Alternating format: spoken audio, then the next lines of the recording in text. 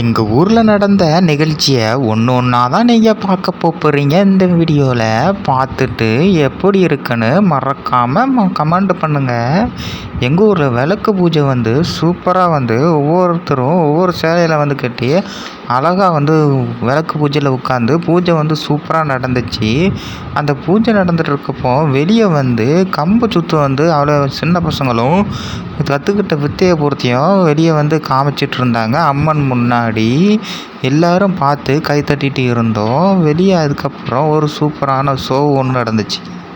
அதையும் பார்த்து ரசித்தோம். இப்படி ஒவ்வொரு நிகழ்ச்சியாக நாங்கள் பார்த்து அப்படியே கோயில் கொடையை சிறப்பாக முடிச்சிட்டு இருந்தோம். அப்போ தலைக்கு ஒரு சூப்பரான ஒரு பாட்டுக்கு டான்ஸ் ஆடினாங்க.